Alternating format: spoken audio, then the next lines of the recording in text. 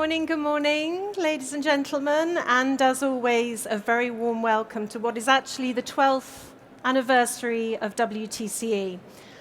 I'm really delighted this morning. I'm Polly McGraw, the event director of both Aircraft Interiors Expo and World Travel Catering and Onboard Services Expo, and I'm really happy to be kickstarting the Taste of Travel sessions that are taking place across the next 3 days of WTCE. Brought to you once again in association with Onboard Hospitality, and as always, carefully curated by their former editor, Joe Austin, who has, as always, brought together a stellar cast of speakers, experts, and industry, let's say, visionaries. Now, ahead of starting the first session, I also want to welcome our new WTCE Ambassadors. Selected for the first time this year because of their specific subjects of expertise that we felt really reflected the critical issues that WTCE needs to be mindful of and ensure that we are reflecting and representing for the industry. So, without further ado, I would like to invite our first WTCE ambassador to the stage. So I'd like to welcome Julianne Pounan, MBE, our ambassador for special diets. Julianne, if you'd like to come to the stage. Julianne is the founder and CEO of Creative Nature, a top 40 allergen-free brand, as well as being a passionate allergies campaigner. Her company, Creative Nature, drives change for free-from food in the aviation industry. Julianne helps airlines understand how they can create safe and inclusive culinary offerings on board while simultaneously increasing customer loyalty. Hello and welcome everyone. Thank you for coming to WTCE. So I am the Special Diets Ambassador, and I started in the industry because I suffer severely from anaphylaxis. Anaphylaxis means I'm allergic to peanuts, tree nuts, sesame, and I could die if I come into contact with any of these things. Now on board airlines, in all travel, special diets is something that is really needed. It's a big trend, with 1 in 12 children now having a food allergy and 30% of them having multiple food allergies. They're not going anywhere. We need to become more inclusive as an industry. And I'm here for my Taste of Travel session tomorrow at 12 o'clock to showcase to you the data behind why catering for special diets is going to make a difference and how you can increase loyalty on board your aircraft or on a train. And on top of that, I'm also doing a demo in the kitchen where we're going to show you some easy swaps on how to substitute nuts out, substitute sesame without compromising on taste or cost. Thank you very much. Thank you.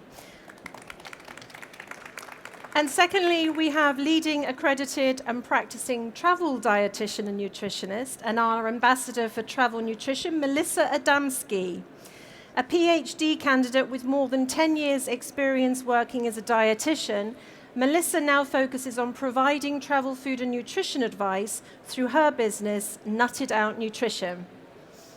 Welcome, Thank Melissa. you. G'day, everybody. So I'm really excited to be here at WTCE as the Travel Nutrition Ambassador, and I'd like to take a few moments just to explain, I suppose, what travel nutrition is, because I do get a couple of questions about that, and it is a newer sort of area of nutrition that's really coming to the forefront.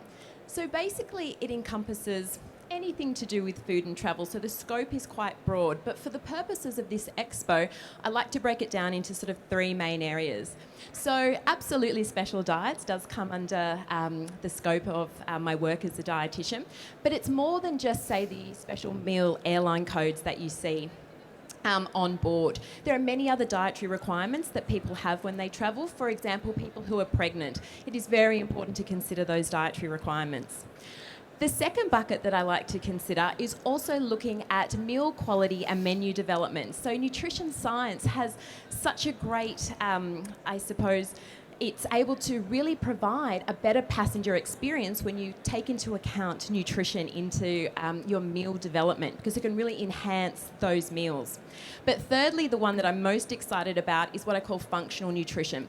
And that is the innovation around cutting-edge research to do with jet lag and diet, gut health and diet when you're on a plane, because that's so important, and also things like immunity and inflammation as well. So there's so much potential for innovation for this industry in both the catering side of things, but also for airlines to consider when they're developing their meal policies and their meal cultures as well. So I'm really excited to be here today to really champion this space and to really open up the discussion around the challenging question about what to do with healthy foods on board. Because it's a big question challenging our industry, and it's a real dichotomy, because we've got on one side, we've got the industry reports that are saying everybody wants nutritious foods, but on the other side, we've got industry saying, no, when people get on board, they don't necessarily want healthy foods. So I really want to open up this discussion during this conference, have the debates, have the really important deep dives into the insights, so we can help work out how to move this space forward. Because we've got the younger generation coming through, they do care about what foods they put in their bodies. And we've also got, as I said, much research coming out that we can really use to build the passenger experience, and that's what's really exciting. So I think what we really need to do for the industry is define what healthy food is. And so come along to my session on Thursday. We're talking about culinary nutrition and how it can really boost the passenger experience. It's looking at how we can meld nutrition science, food science, and culinary arts together. Because just because you have a nutritious food down on paper doesn't mean it's going to taste good and people eat it. And I think that's one of the issues that we have in the industry when people try and implement healthy food on board. Just putting a salad on board isn't going to cut it. And I think that's where this area really falls down. So it's finding bespoke solutions for the industry for each airline and each rail group. So thank you. Thank you, Melissa. And next we have Kelly Stevenson, former global wine and beverage manager at British Airways and now director of Jetvine and our 2024 ambassador for beverages.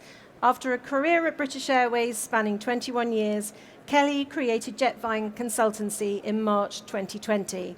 Whether it's creating meaningful wine pairings for onboard snacks, recommending the best wines for altitude, or selecting non-alcoholic alternatives, Kelly will share her industry knowledge and expertise with those looking to curate unforgettable in-flight beverage experiences. Kelly, welcome. Thank you, Polly. Thank you, everyone, and thrilled to be here at WTCE 2024, and thrilled to be an ambassador. And I'm championing beverages as my specialist subject, and it's quite a thrill to be sat up here with these two lovely ladies, and also Matt, who's going to come on. And I think one thing that's been talked about a lot so far this morning is around customer choice. And customer choice and expectation has changed a lot in the last couple of decades, where people are flying more, people are still flying for business or leisure, and their expectations are to have a choice on board. Beverages you can't talk about without food. Food and beverage comes together. So some of what I do at Jetvine is to support producers, both across food and drinks, to enable them to go on their food and beverage journey in-flight catering or in-flight retail. And that's something that's also really changed in the industry over the last few years, really since just before the pandemic, where more airlines are offering product for retail as well as that complementary catering service. So there's two sort of sub-industries that have come from that. When I was at British Airways, I was very fortunate to have a 21-year career learning not just and qualifying in drinks, so learning about wine and all the wonderful wines around the world, learning how to taste and choose spirits, learning how to make cocktails, learning all the different beers, and of course coffee and tea and all of those lovely non-alcoholic drinks as well. But what also was really, really good training in the roles that I took on there was learning the operations of this extremely complex supply chain that is airline, rail, and to some extent the private jets and yacht charters. So we're in a very complex environment. When talking about drinks, we're looking at quite large volume. We're looking at duty-free when it comes to alcohol. So there's a lot of different niches that exist in this industry when talking about beverages and all of the intricate parts of each category of beverages. And that's another thing that's really changed, and something that I try and support my clients with is understanding where those changes have happened in the industry. So things like looking at wines on board planes. Actually, we've got some great canned wines nowadays. You would never have thought that 20 years ago, that the airlines would be serving wine in can. So much better for the carbon footprint, so much better in taste, and much more convenient as well.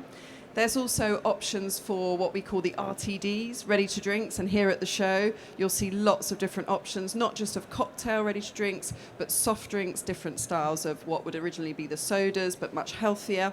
And that brings me on to healthy drinks. The healthy drinks category is in rapid growth, and people are not just thinking about choice and wanting a premium drink offering in business class or first class. They're wanting a choice of different flavours, perhaps in all classes of airlines. But they're also looking for healthier options. And to what Julianne and Melissa have said, healthier options are really important for people's lifestyle. If you're on a plane for up to 17, 18 hours, you don't necessarily want alcoholic products, but you don't necessarily just want water. So offering that choice, again, it's all coming back to choice. Here at the show, you'll see lots of options in the beverage category. I'll be in the Ambassador Lounge and also supporting some of the exhibition stands. So I would love to answer any questions you've had about these changes and the innovations that are happening. And then on Thursday, I'll be doing a premium healthy breakfast, and I'd love to share the story of one of the brands that I met about 3 years ago that's created a drink that is very, very special and exactly highlights what I've just said about not just choice, but healthy options and being perfect for that taste profile that you need up at 38,000 feet. Thank you. Thank you, Kelly. And finally, our Ambassador for Sustainability is Matt Crane, co-founder of the Aviation Sustainability Forum and a strategic projects lead at SATS, Asia's largest aviation caterer. Matt is a serial entrepreneur with over 20 years' experience in the aviation sector. He built Monty's Bakehouse from inception to its sale in 2019 and formed the ASF soon after. The ASF is now working with IATA and leading airlines to reset the section's understanding of the amount and type of waste generated. Please give a warm hand to Matt. Thank you, Polly, and a very warm welcome to everybody attending WTCE this year. The Sustainability Ambassador, it's encouraging to see all of the work that's taking place and highly visible on stands. But at the end of the day, we're generating a huge amount of waste as a sector. And I'll be exploring that at a keynote session this afternoon at 2:30. I'll be joined by IATA, KLM, SATS and Airbus, where we'll take a look at the results of the ASF audits which were completed in March of this year. We basically, through a group of volunteers, stripped all of the waste off 25 plus flights and took a look at it as to what's in it, what type of waste, what we're generating, how much, what it weighed, and started to explore the solutions that we could possibly look at to try and reduce that and get to a high level of circularity. As a sector, catering is a big part of the passenger experience. It's a highly valued part of the passenger experience, but it's also one which generates an awful lot of waste. And some of that waste we can easily deal with and reduce. Other side of it is we do need some regulation change to come through, and the sector needs to come together to try and support IATA in pushing for those concessions to come from regulation. But what regulators are looking for is for us to change as well, and for us to reduce what we're doing. So we will look at those audits in detail. We'll talk about how lucky we are as a sector. We're very lucky, because we know everything that goes onto our planes and everything that comes off. So we have a potential for a closed loop here, and we could not just lead aviation, but lead other sectors as well by example. So it's a very, very big opportunity that we have to sort ourselves out as we move towards 2050 and our net zero target. So I'm deeply looking forward to that conversation later this afternoon at 2:30. And seeing the reaction to those statistics and what we can do then to actually try and make ourselves a bit more responsible around what we do. So looking forward to it. Thank you, Matt. So if we could all just give a round of applause, and thank you once again for all of your support. And good luck with raising the profile of all the worthwhile causes, right? Yeah. Onwards and upwards. Thank you very much, and best of luck.